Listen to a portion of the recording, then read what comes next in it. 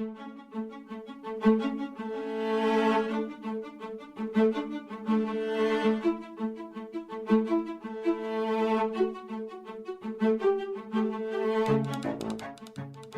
to ReSounding, a podcast exploring the power of the arts in advocacy and in action. We talk with artists and activists, taking a deep dive into questions surrounding the causes of displacement, the strength and the vulnerability of people on the move, and the potential of the arts to shine a light on social injustice and to impact people's lives for the better. My name is Laura Hassler, and this month I spoke to Jason and Salam Noah, who together with their brother Ismail set up the initiative Brotherly Art.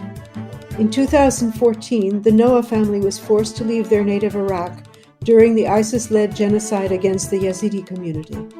The brothers now live in France, where they use their painting and drawing skills not only to provide a sense of solace for themselves, but through brotherly art to raise funds for the needs of people still suffering from displacement. Can I ask you, Jason and Salam, to introduce yourselves to our audience? Hello. Thank you so much for having us. My name is Jason Noah. As you mentioned, we are three brothers artists. We are from Kurdistan, Iraq. I'm 32 years old. I studied community health in my country and have experience in health, like prevention, health, vaccination, and this stuff. And here I studied interior decoration, and I'm now working with Amazon as a problem solver, and I'm full-time, we can say, artist painting. Unbelievably diverse profile. And Salam, please introduce yourself to our audience. Yeah. First of all, thank you so much for having us today. It's our pleasure to join yours today. So my name is Salam Noah. I'm a Yazidi refugee from Iraq. We arrived in France in 2017. And I'm graduated from a Master of Arabic Language and Translation. And I'm an artist, painter, and I'm a musician also because I'm playing music also. Two different instrument musical.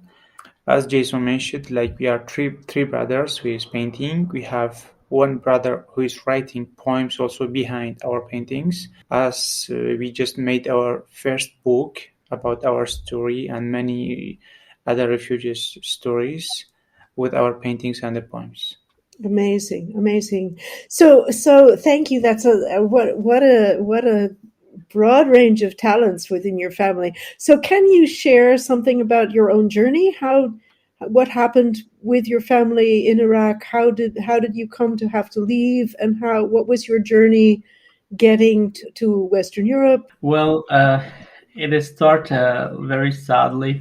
It starts like 2014 when ISIS attacked like most of Iraq, especially Yazidi areas. Yazidi, or a very small minority religion called Yazidi. When ISIS attacked our areas, many like villages and cities, they killed about 7,000 Yazidis. They kidnapped like about 5,000 girls, and after that we never felt safe anymore. We had to find a way to go out from this country because we didn't feel safe.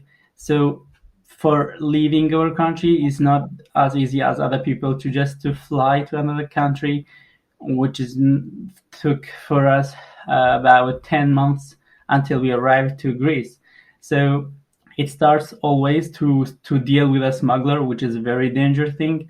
And the first agreement with the smuggler was he was asking for like 2,000, and then it was only to go to, it was $3,500 actually for each person. We are a big family. We hadn't enough money for each person, 3,500. We had our house, which we built it by our hands. Like especially Salam, he did most of things by his hand. Each step we did it by ourselves. All our life that we built that house. We talked with a smuggler. He was inside our home. We were talking to him. Okay, this house with everything inside is for you. just take us out from here. The agreement was only to Turkey, to Bulgaria, then Serbia, and that was the agreement. And he will take the house. Then after leaving the home, the first like with a group, we gathered like a group of neighbors and cousins together. We were about, I think, 35, I don't know, 39. We were together, and we left the village and the house with the same look of my father, who is looking behind him, to our house, leaving it, which he did it by his hand, and he left everything just behind because he had to. You literally exchanged your home for your lives. Exactly. This was the first agreement, actually. But until when we arrived to Turkey, then it took 1 month. Like each 1 or 2, 3 days, we were trying to cross the Bulgarian border from Turkey. Mm-hmm. We never made it. Each time it was like more difficult than the other time. One time, police saw us, and the Bulgarian police, they saw us, and they sent us their dog. And I asked the group to sit down, because I knew that the dog will bite us and will hurt us. So there was 2 leaders, not really smugglers, but leaders with us, and we were sitting down, but the dog catch one of the leaders, the smuggler, and the dog was biting all his body, everywhere, bleeding. And it thus was at the night, I think about midnight, 2 a.m. Yeah. And then they were searching in our pockets and everything, and they took some phones from my family. They were searching for money and phones. Yeah, we had to go back, and we failed. This was one of the times. So we're talking now about EU border guards, Frontex, correct? Exactly. We were in Turkey trying to cross the Bulgarian border, and the police were Bulgarian. Yeah. And then another time, we were scared. We talked about we talked with the smuggler. This was dangerous, and like this, they said, "No, you will go by train this time. It is a train." And then we said, "Wow, that's nice with a train." Then they said, "Maybe it is not a train for a human. It is a train with transparent things." But when we arrived there, it was a closed train for, I don't know what we call in English, for something which we uses for streets and like this. A freight train for building materials, for cement or something like that. Exactly. So he said, everyone will go under the train and catch anything. Oh no. This was the agreement. And when I saw this, the first one, my father said, I will try, because he was afraid about his kids. My father got under the train, and I was looking, and I was shocked, because I said, are you okay? Are you breathing? Are you hearing me? Something like that. And when he came down, like dust everywhere on his shoulders and everything, and he was like hard breathing, I started shouting, like it was forbidden because it was night and you have to hide yourself.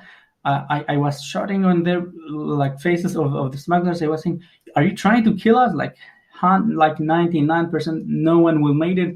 For 10 meters, we will fall and we will die. Of course. Yeah. So this failed. Another time we went again to walking all the night, each one having a bed. We were, this time when we were walking at the night, again 1 o'clock of the night, we were, I think, about 89 persons, kids, women, everyone with us. Ismail, our other 89 people with, I think, 1 bus or 2 buses. I think we were 2 buses. All together, like until we arrived to a spot like area. They said we will start walking, no light, no talking, walking and walking and walking. It was snowing, raining, and you cannot walk. My parents walking. My Ismail, my brother, he was carrying his little, like I don't know how many months, 6 months, 6 months old, in his arms, and it was freezing. When we were walking, never stopped, and then it wasn't easy to walk. The smugglers were like kind of lost their way, or they didn't feel safe, and they were talking with each other, and we felt like there's something wrong. Then they just run away. They left us in the middle of nowhere. And this was still trying to get across the Bulgarian border? Yes, exactly. And we never made it. And this time again, we tried to call the police and everything, and so many times, and they made me in contact with emergency, something like that. And she was talking with me in WhatsApp. I have the screenshots, and I was telling them, kids are dying. One of my sisters, she had a problem with her kidney, like infection, and she was really, really like suffering. My father did a fire with our clothes and everything, and Ismail was holding his baby, freezing, and I remember this image like will never leave my mind when he slapped his face just to make sure if he's alive because his face was cold and white. And so we failed again and again and again. And then after we tried so many times to go to Bulgaria, we never made it. We talked with a big smuggler. We said, we gave you our house, our past, our memories, everything, just to take us to Bulgaria.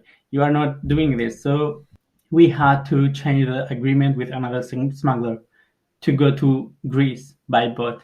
Then the agreement changed.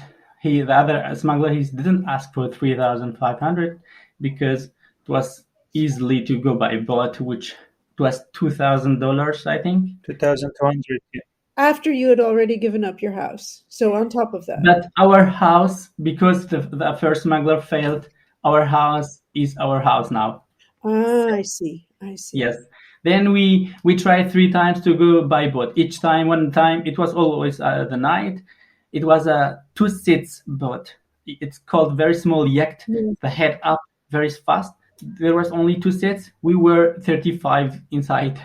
And then 3 times we tried. The 3rd time we made it to Greece. That was, I think, Salam, what was the date? 6th of March? Yes. 6th of March, we made it to Greece. 2016. It was exactly the days where they start the conversations, like talking with Europe and Turkey and Greece to close the border. We were not lucky enough. They closed the border, and then they just put us in tents, and we were living in tents for 10 months. My God. Of course, we've heard these stories. We've heard about some of these horrible journeys that people have to make, and not everybody survives, and horrible exclusionary policies of the EU and of many of these different countries that are not helpful at all to people who have the international human right of safety and of refuge. You have that right. You should have that right. These are international agreements, and people have the right when they're being persecuted to have safety. So our governments are breaking those laws. The stories are heartbreaking, but I was so touched by some of the things I read about how you both, or all 3 of you, started to paint because you didn't have a background in painting, correct? In drawing. This was not, you didn't have an artistic background, but you started to paint. Why and how? How did that happen? We always loved art. Both me and Salam, we were playing music in our country as well. Drawing very little bit, not really for art. But Ismail was painting sometimes. Ismail has like a little bit more than us experience. Me and Salam, we started in Greece while working, both of us and all of my family, volunteering with many humanitarian organizations and NGOs because we spoke English and different language, and we always wanted to help. And then we were very, very stressed, like more than like a level of stress than hurt we felt like we were sick, especially because of my mother, because she is very sensitive. She was sad seeing us like this, and especially our journey trying to get out from Turkey. So she gets sick. She was like suffering psychologically. So we were as well not doing well. So we had to make ourselves a little bit stronger to help her, especially her. So we start to build a life where there were no life, because we were some tents. The nearest city was 20 minutes, surrounded by trees, very close, like a jail. So we started to paint, drawing some papers, and then I started to paint for maybe the first time on a tree leaves, because we hadn't canvas, we hadn't papers, I started on a real tree leaves. Then this is how it started. Salam was painting, I was painting, Smile was painting, then we were playing music. Then we built with the wood, we did some chairs, some tables. Salam and Ismail, they were doing every day making tables, chairs, and we built a life where freely there were no life. I can say like 90% of this was because of my mom. We wanted to help her, and when she saw us playing music, helping all other refugees, translating, I was with the doctors. My sister was translating for warehouse. Salam was translating for other one for each one of us was translating, helping the others. And at the night, all the group gathering, playing music. At the day, sometimes painting. And then after 3 4 months, we saw my mom was cooking, happy, as we are in picnic. Really, we even though the other people, when you walk by, you will see so many who are crying in their tents. So many. Our camp, we were 800. We had 3 people trying to kill themselves, and because no one were okay in their mind, because we everyone were tired. They were talking about us. They said you are crazy, you are playing music, you are laughing, you are happy, and you are in the camp. You don't know anything about your future. But we said we have to do something to forget, just to don't thinking about our future. To not give up, and yeah. Yeah. And then meanwhile, if I hear that story well, what you're doing really is you're transforming the energy and the atmosphere, at least for yourselves, for your mom, and for your family. Huh? So you're creating really your own strength there through these arts, through singing, through playing, through painting on leaves. How amazing that you started painting on leaves. You have no paper, so you paint on leaves. That's amazing. And our audience can't see this, but I can see behind both of you artworks that I've seen on your website. And Salam, can you talk a little bit about your own painting? How did you start painting? You're a translator, huh? That's your profession. So you're translating also what your feelings into something visible. Yeah, so as Jason talked about how we made our mom happy, our group, our family, and also it was good for the other members of refugees who was living in the camp. I saw that many of them, after we got many instrument musical from the volunteers, they brought some instrument. We had, I think, like more than 20 different instrument in our tents. So many of the other refugees in the camp, they were saying, why just this family? Everyone took it about this family. All the volunteers, they came to this family. The first. So when people, they were asking us, why you playing music, why you try to painting, because you are really in a bad situation, you living in these small tents. But we said you have to do something just to cross the time, to pass the time, because we don't know how many months or how many years we will stay in this camp. So there, and it was like a first step how we started painting, and many volunteers, they brought like canvas stuff to paintings. So after Ismail just like started, like I think 3 months, and then he made his first exhibition in Italy, in Milan. So then, as Jason also, he just started to painting on the leaves. So I just start also in a small tent, like not more than 3 meters by 3 meters. I just start to painting to show the people that why we left our country, our house, our friends, everything, because of war, because of the bad situation that we are living, and we came to the another bad situation, like we living in a small tent. So we have to do something to deliver a message, to send our voice, like, because when we have told our story many times with many or famous like channel or many, we did many interview like Jason and my brothers and my sisters. So we said we have to do something to let people to care about who living in this camp, for about all the refugees. So we saw that when we painting, like many of the, I can say many of the volunteers, they were saying you are doing really a great thing. They want to listen your story. They want to see your art, because each painting you are doing, it's not like just a piece of art. Each painting is like a huge story, because each painting there's like a story behind this painting. Yes. Because what we were painting, it was not just a little of colors we just put in the canvas, because we were drawing and painting what we were feeling. Because in this bad situation in a small camp, there is no good food, there is no enough blanket in this. It was so cold, so we were trying to do something to forget, like don't give up, to just continue to find a solution. So that was the reason that we just started painting, to play music, and it was like a first step to painting.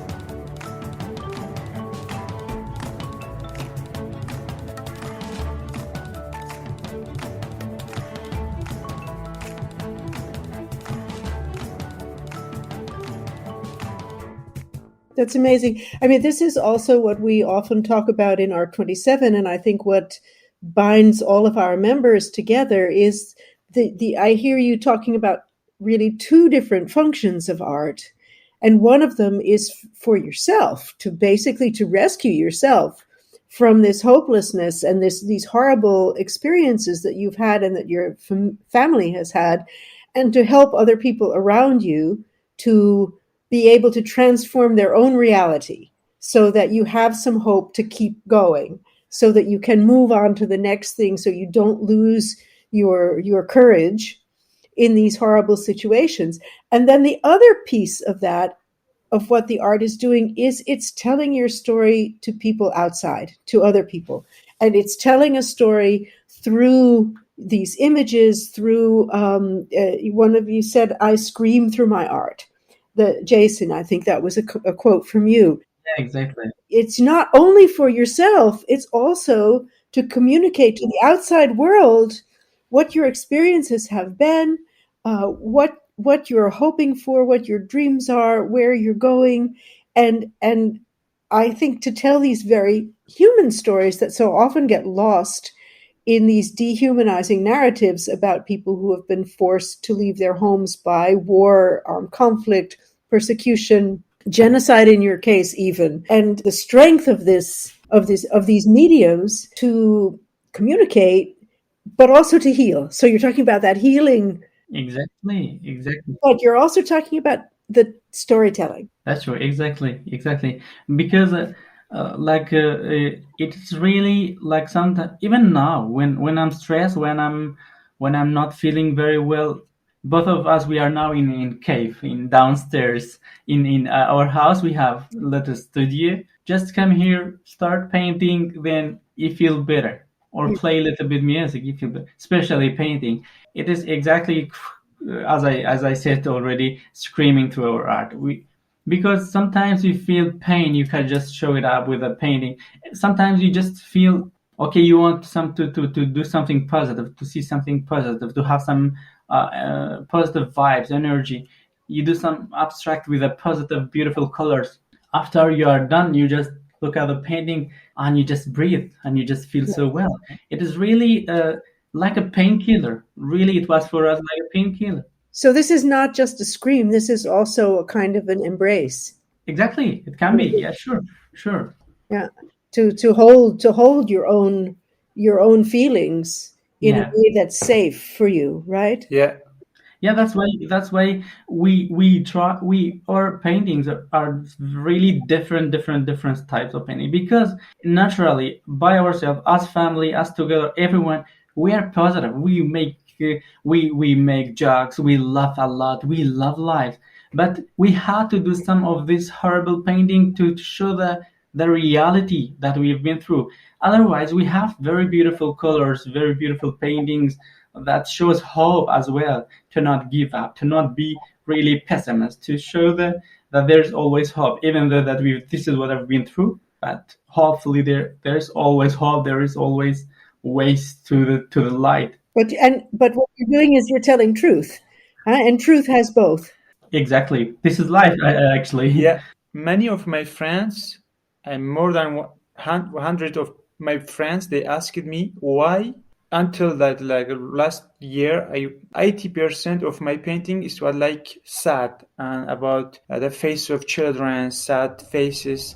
And they still ask me why you are doing everything like sad. You have many paintings like make us so sad. Because I said when we started in the camp, we were in a bad situation. We can make like flowers and something like because we were painting what we feeling, what we like. It's what like Yazidi genocide, about refugee situation. So we have to show the people like each painting we are doing, we are trying to telling like a story of refugees. So now Yes. after we get out of the camps, we are right in France. We are making, as Jason mentioned, we make different style. We make like we made many paintings positive with colors, with flowers, everything like after we have like energy, like positive energy, we are doing like what we feeling, because after we get out of Greece, we are living in France, we are safe, we finished our study, we are like our situation is stable now, so we are doing something positive as we are living in a normal life. Yeah, that's very good. But you're not only expressing your own experiences, right? Exactly. This is what I wanted to say. We are Yeah. not only talking about ourselves. We are, because okay, we got out. We are in France, but there are thousand and thousand in Greece because of Yazidis who survived from the genocide Yes. from 2014 until today. We are talking. They are living in Yeah. displaced tents. Yes. So they are suffering every day. So that's why until now, when we sell some of our paintings, we try to collect some money, then try to buy some clothes, some things, some sick people, we send directly some money for them. We are trying to support them as well, because yeah, when you survive, that doesn't mean that this crisis end. No, exactly. And how does that work? How do you do that? So when you sell your artworks, a percentage of what you've earned, you send that for helping people who are still stuck in a refugee situation. Yes, exactly. It is very easy for us to do that because I have cousins, like I have so many relatives, I have so many friends. I have friends who've been with me in university. They're still like I have a very close friend we were studying together. Now he's in working for a healthcare center inside the camp. So we are talking like each 2 3 days we are talking. So it's very easy to be in touch with them. We know what they need. So I asked, like we both sometimes we ask him, what exactly do you think they need? He said that sometimes he said, well, I think the cool products like books and these things like would be good. Before the winter, I think we talked together. I think buying some warm clothes would be good. So we sent him money directly, and then he buy. But we don't like to show this because we don't want people to feel this. We are doing this. Okay, look, we are doing something because we've been through this. We know how it feels, so we do it just secretly. It's solidarity. Yeah, of course. I mean, this is Exactly. wonderful. You don't have to feel like like you're bragging. It's important work. Because it's a very small thing. It's a very, very small thing, but it helps. If Sure. I could want children warm, I'm so happy.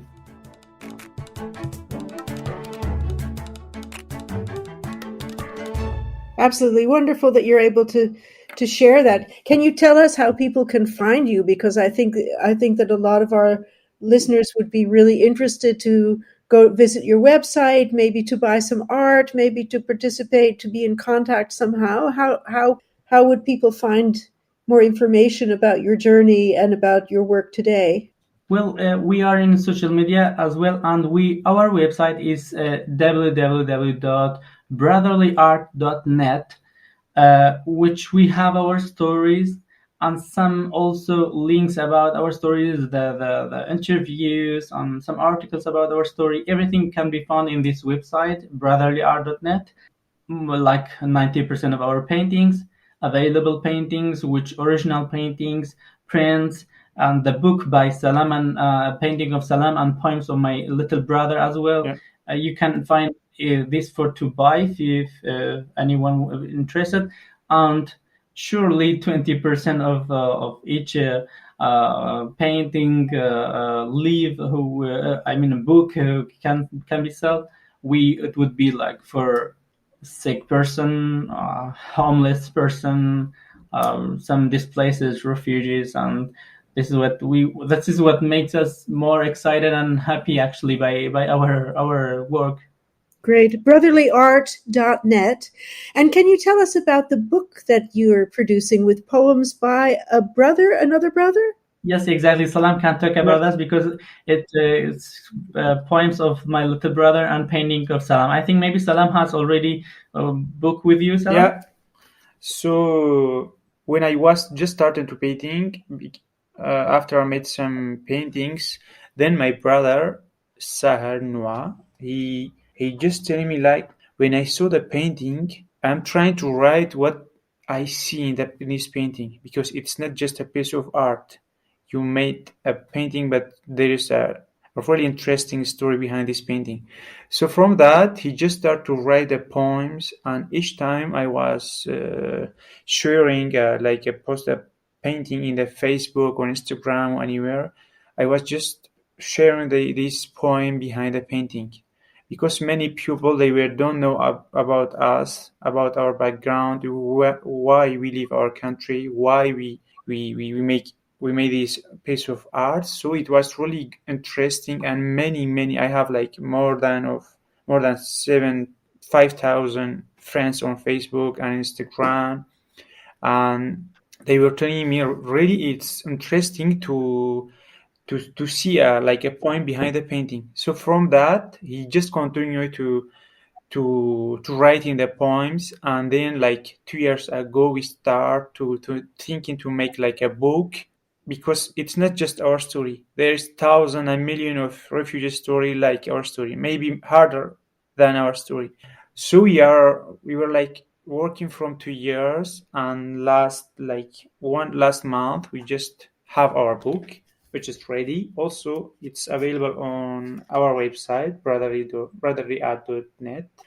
So I think as we had our like 50 first copies have sent it to our friend, all of them, they are really in shock. They said we never thought like we will find like this story and poem and painting everything together in a small book. So everyone needs to love this book, and we are happy because we made it.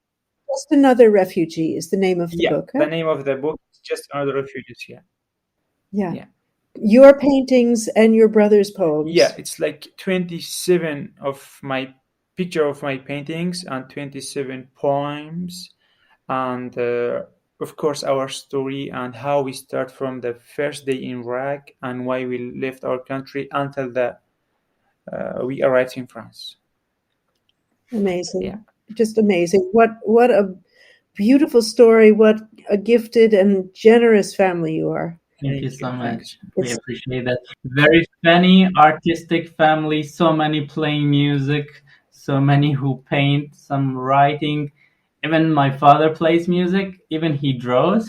Even my mother was like doing with what we call it, very old style, which my father was drawing with a pen, and my father was doing like I don't know how to call it in English, with sewing. I don't know what we call it. your gesture, I would say that's crocheting. But she was doing the drawings and paintings like that. Ah, So this is how it's very artistic, funny family, which I'm grateful to have this family because Yeah. we are very close to each other, very like friends, and trying to gather to be stronger. Otherwise, life wasn't easy for us. So we had to hold each other, to stay strong, to survive. Yeah. but wonderful how you've done that together as a family, as a community, wherever you were, and through your ability to express yourself and to reach out to others through the arts. It's so inspiring, this story, and I hope that everybody will go to your website, brotherlyart.net, and take a look at your stories, at your artwork, at your book, and order and donate and whatever else people do. And we'll certainly promote your work on our Art27 social media platforms. Thank you so much for this conversation, Jason and Salam. It's been a great pleasure. Thank you. Thank you so much. Thank you.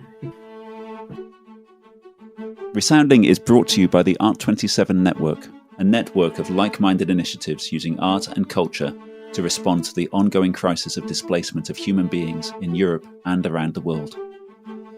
To find out more and to join our growing network, you can visit our website, art27.art, or follow us on Facebook at Art27.